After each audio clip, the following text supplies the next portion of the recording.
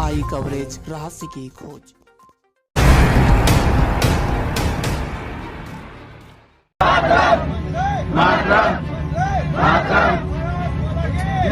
सोच ही रहे थे शायद इंडिया हमेशा करेंगे, क्योंकि हमें पता है इंडिया हमेशा ऐसे सिचुएशन में रेस्क्यू किए, चाहे वो यूक्रेन से हो या कहीं से भी हो, या तो हमें भरोसा दे कि ये आज नहीं तो कल करेंगे जरूर। पर फिर भी डर तो रहता है, जब भी सायरन सुनाई देता है तो डर तो लगता है अंदर। जंग का खौफ छोड़ चेहरे पर लौटी मुस्कान। इजराइल से जब वतन पहुंचा ऑपरेशन अजय का विमान, घर लौटते ये लोग बोल पड़े, धन्यवाद मोदी जी। इजराइल हमास की जंग के बीच भारत ने वहां रह रहे भारतीयों की सुरक्षित वतन वापसी के लिए ऑपरेशन अजय चलाया है। इस ऑपरेशन के तहत 212 भारतीय नागरिकों को भारत लाया गया है। नागरिकों को लेकर आई पहली फ्लाइट आज सुबह ही दिल्ली एयरपोर्ट पर उतरी, तो जैसे ही भारतीय एयरपोर्ट पर उतरे, वंदे मातरम और भारत माता की जय के नारे लगे।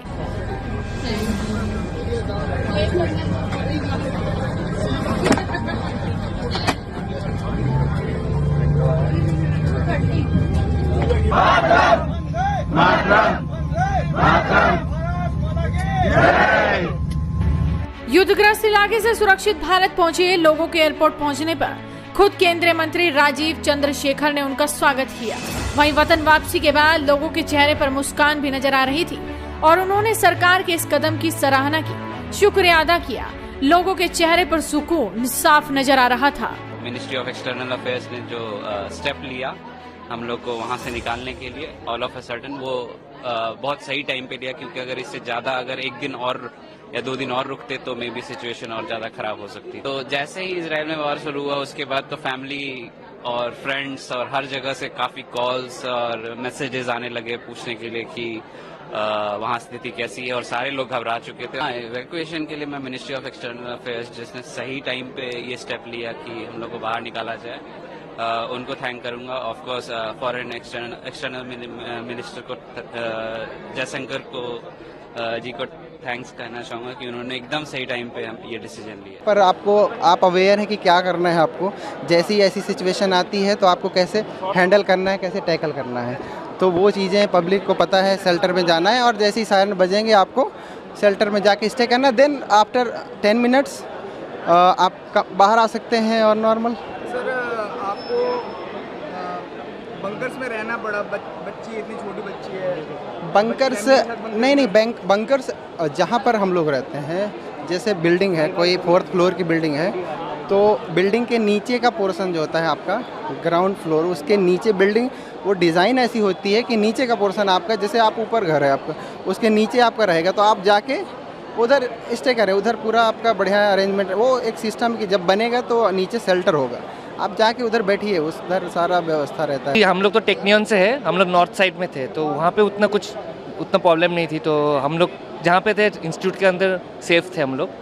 हाँ, लेकिन जो जितने प्रॉब्लम से टेंशन से वो साउथ रीजन में, वो बॉर्डर एरिया में, गाज़ा डिस्ट्रिक्ट में, वो वहाँ पे बहुत ही टेंस सिचुएशन थी, वो वार वगैरह के जैसे होते। लेकिन हम लोग जहाँ पे थे नॉर्थ साइड में, हम लोग सेफ थे, और इजराइल गवर्नमेंट मतलब हमें सेफ रखने के लिए और इंस्टीट्यूट हमें सेफ रखे, और फिर इंडियन गवर्नमेंट जैसे हम लोग को रेस्क्यू करके लाए हैं वहाँ से, तो ऑब्वियसली बहुत बड़ी बात है। एक्चुअली हम लोग सोच ही रहे थे शायद इंडिया हमेशा करेंगे, क्योंकि हमें पता है इंडिया हमेशा ऐसे सिचुएशन में रेस्क्यू किए, चाहे वो यूक्रेन से हो या कहीं से भी हो, या तो हमें भरोसा दे कि ये आज नहीं तो कल करेंगे ज़रूर। तो ऑब्वियसली ये बहुत जल्दी, मतलब इतने कम टाइम में प्लान करके जो किए है ऑपरेशन अजय, तो ऑब्वियसली वो हेड्स ऑफ है। इंडिया के बहुत अच्छा लग रहा है। मैं वैसे भी मतलब 1 साल से इंडिया नहीं आई हूँ, तो मन में और था आने को, पर जैसे ये युद्ध वाली बात हुई तो अब बहुत ही ज्यादा अच्छा लग रहा है कि अपने देश आ गए।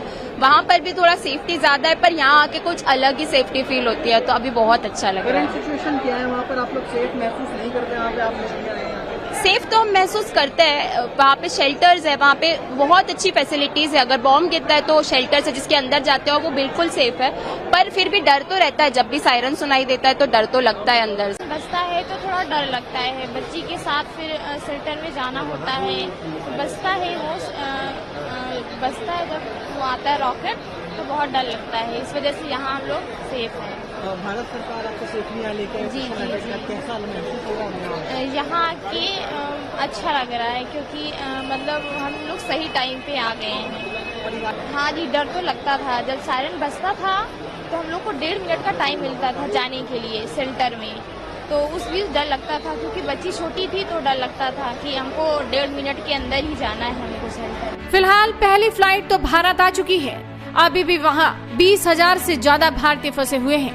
सरकार जल्द ही उन्हें वहाँ से निकालेगी। Tobacco causes cancer, smoking kills.